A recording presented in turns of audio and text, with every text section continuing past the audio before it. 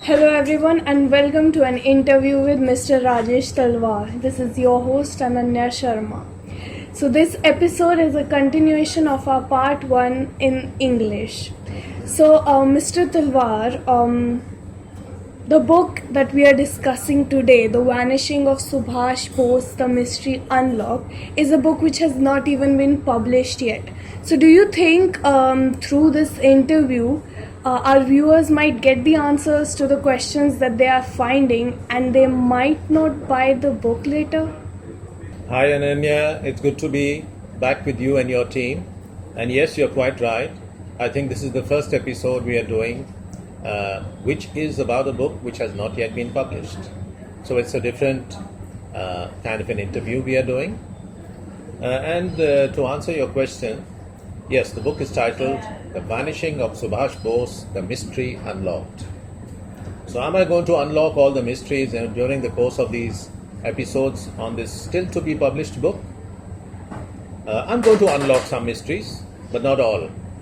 I'm going to answer some questions. For example, did the air crash take place? Did Subhash Bose die in the air crash? Those questions I'm going to answer. But some other questions I will not answer. What are the kind of questions that I will not answer? For example, there was surveillance on Subhash Bose's family, whether ordered by Nehru or whether it was done without Nehru's knowledge. That's a separate question which we will discuss. But why was this surveillance carried on for decades? This is a question which I will not answer. A former Prime Minister, Morarji Desai, he said on the floor of the Parliament, oh, that report about that crash, that's all nonsense. New evidence has emerged that shows conclusively that there was no such death in any such air crash. That was the Prime Minister of India speaking to Parliament. But later Morarji Desai, he became silent. Why did Prime Minister Morarji Desai make such an extraordinary statement? And why did he fall silent later on? That's also a question which I will not answer in this interview. But there are lots of questions which will be answered. So let's say I'm being clever enough to provoke the reader's curiosity by answering some questions and not answering some other questions. So there are already many books written on Subhash Bose. How do you think your book is different? I believe my book is significantly different in its approach to the question as to what happened to Subhash Bose. There are books written about Bose, and there are books written about Bose's disappearance, but none of those books have properly examined the material on record. For example, there were 3 different reports on Bose's disappearance. In the beginning, there was the Shah Nawaz committee appointed by Pandit Nehru, which examined the issue. That was 1955. There was a subsequent commission, the G.D. Khosla Commission, where the judge was appointed by Nehru's daughter Indira Gandhi. That came to some conclusions as well. And finally, there was a committee which was appointed under the A.B. Vajpayee government. So we have 3 different reports. I have been a trained lawyer. I have examined those reports very carefully. I have sifted through the material. I have gone through the annexures. And I have used my analytical skills to come to certain conclusions which I believe are reasonable and logical. It remains, of course, for the viewers and the readers whether they agree with me or not. But the approach is different, and I believe this has not been attempted before. So I'm offering something new. But you're quite right. In the past couple of years, there have been a spate of books on Bose. There has been a revival of interest following release of many unclassified papers. And which is one reason why it wasn't easy to find a top-of-line publisher to publish this. I spoke to some top-level publishers like Penguin, Rupa, and they said, your book looks very promising, but the thing is there have been too many books on Bose for us to market this successfully. So they may be right, there have been too many books, but I believe my book is offering something completely new and It is offering real answers to real questions.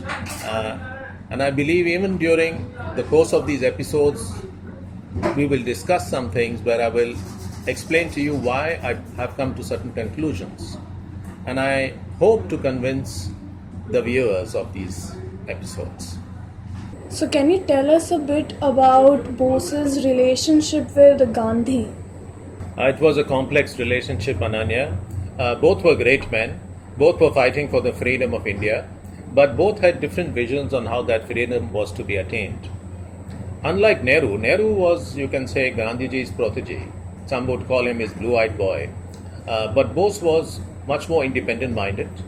He thought we should follow a different direction towards the attainment of independence. He had different thoughts on how to throw the British out. And his relationship was Gandhi, one could say, from Gandhi's point of view, was a love-hate relationship. Because let's not forget that Bose once became the president of the Indian National Congress and stayed there. At the time, Sardar Patel had opposed his candidature, but Gandhi overruled the Sardar and he said, no, let Bose contest. Bose became president of the Indian National Congress.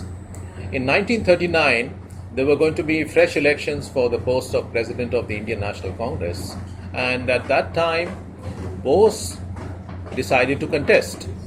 Gandhi didn't want him to contest, but Bose said, well, it's a democratic party, it's supposed to be a democratic party, and therefore I'm going to contest. So he went against Gandhi's express diktat that Sitaramaiah, Gandhi's chosen candidate, he should be the one. Bose contested. And what was even more surprising was that Bose won the election despite Gandhiji's control over the Congress party. Bose won the elections hands down.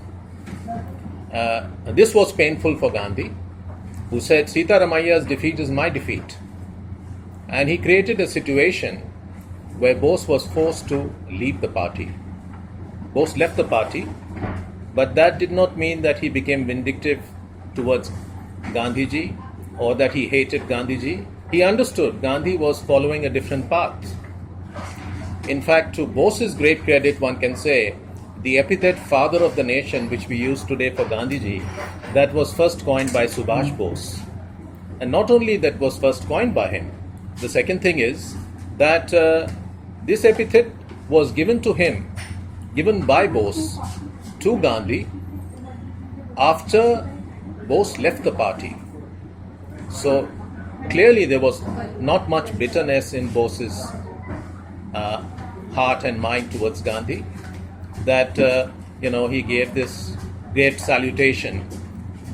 The other thing is, he named one of the brigades after Gandhi. There was the Gandhi Brigade. Apart from the Rani of Jhansi regiment, there was a Gandhi Brigade in the INA. This for me shows that Bose understood that they were both, at the end of the day, fighting for the same cause. Gandhiji too, he may not have agreed with Bose's views, but he had a grudging admiration for Bose's secularism, the fact that nobody could accuse Bose of any communal bias.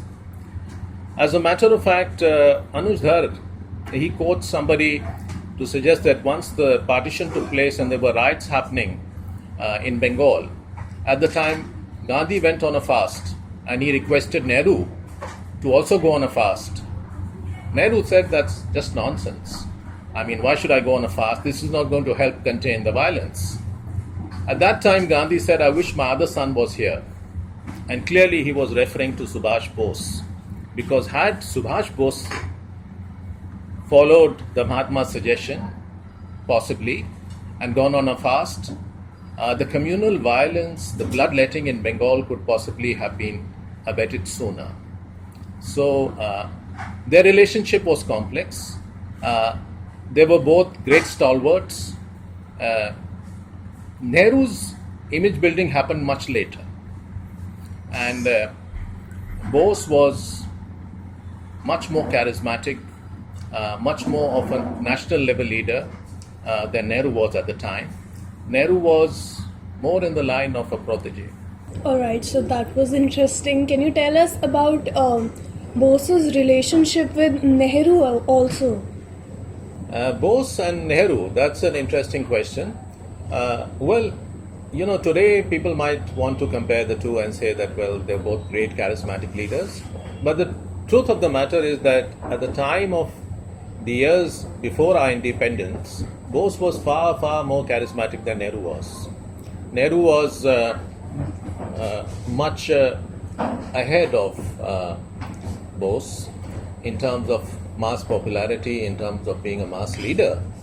And you can see this even in terms of Sardar Patel and Nehru. Sardar Patel was much more charismatic, much more powerful in the party than Nehru was. At the time the Prime Minister was to be decided, out of 15 Pradesh Congress committees, 12 supported the candidature of Sardar Patel. And not one of them supported the candidature of Pandit Nehru.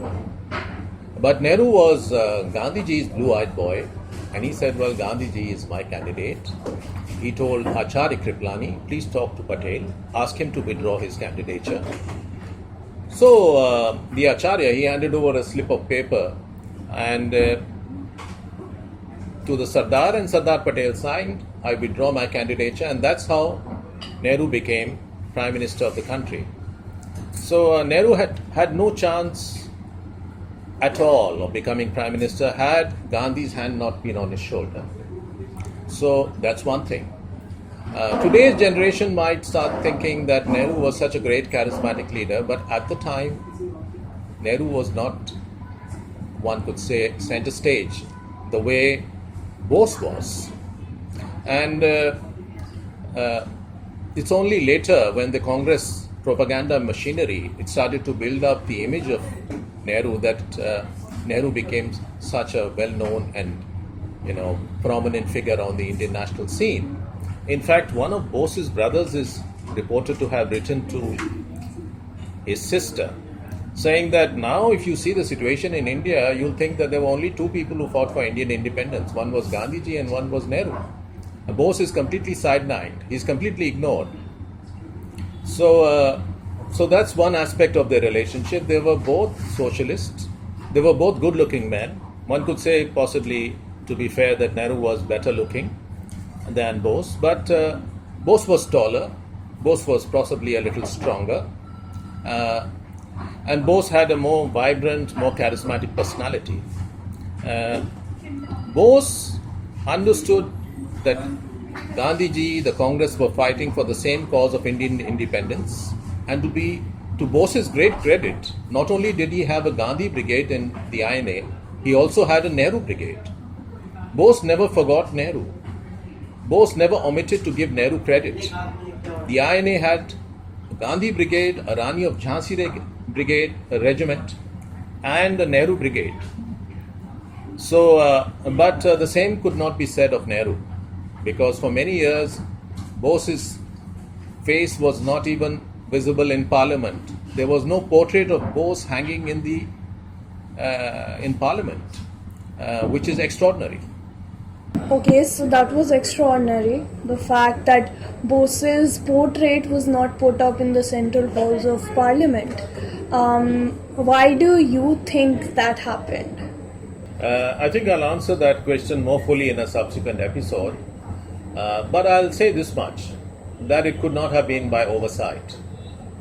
There were all these portraits hanging in the central halls of Parliament after we regained our freedom, and Bose's portrait was not there. Extraordinary. How could it have been omitted?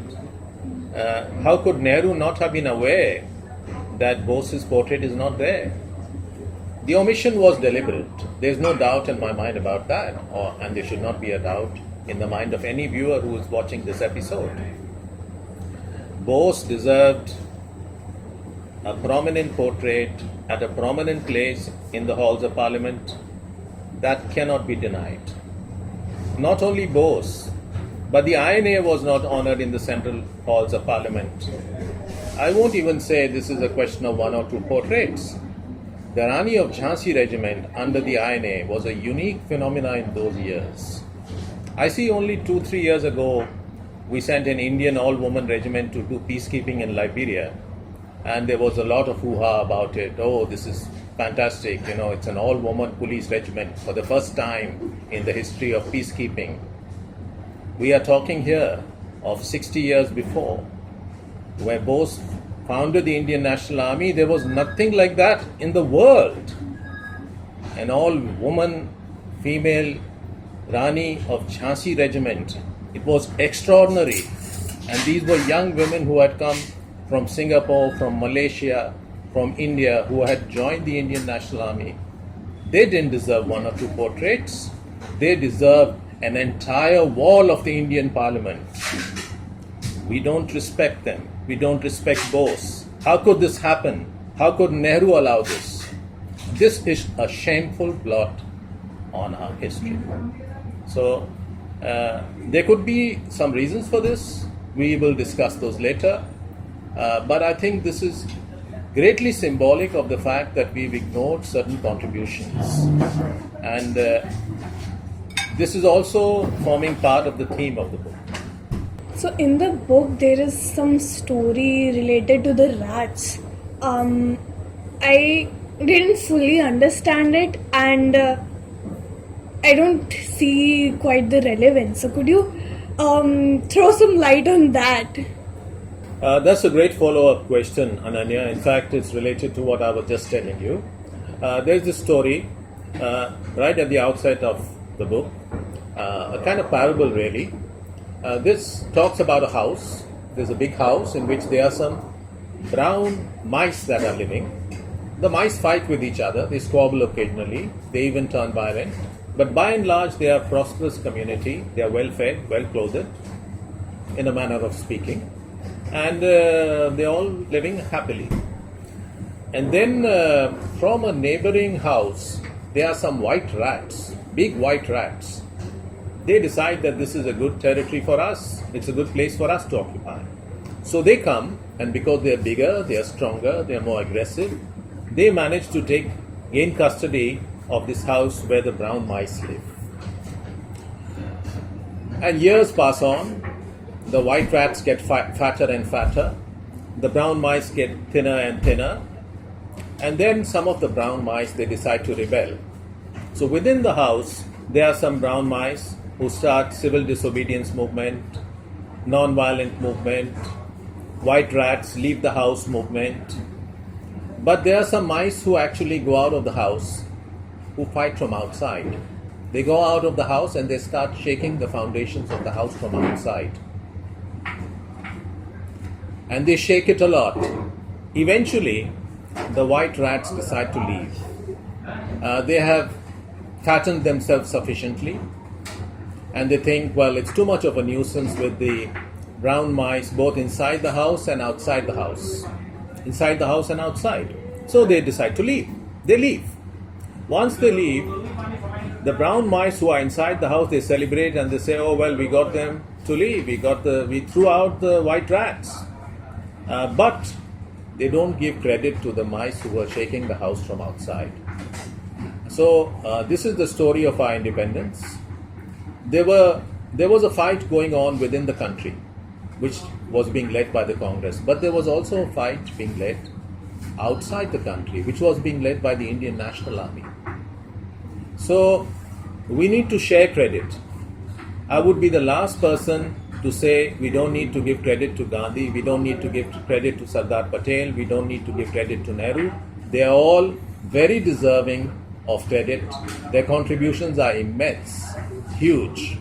But we can share credit surely. Why should we be so stingy with our credit? So we should share credit, and who is most deserving of credit outside the Congress is the Indian National Army. Is Subhash Bose and his Indian National Army, is the Rani of Jhansi regiment. They need to get credit. Otherwise, Indian freedom will become like, freedom movements in many parts of the world, where there are many who fight for independence, but some gain power, and then they sideline others who also gave their lives. Today we have INA people who never got credit. We have INA people in Burma who are stateless. We have INA people in Malaysia, in Singapore, who have never been recognized. That is a shameful blot. it's become a kind of competitive patriotism. Who did more? Who really brought us independence? On the one hand, you have people who say, oh, it was all because of Gandhiji and the Congress. Bose was a fascist, he was with Hitler. And there are other people who say it was actually Bose. After all, and the British themselves admitted that it was because of Bose that they left. Gandhi was of no use, neither was Nehru, neither was Patel.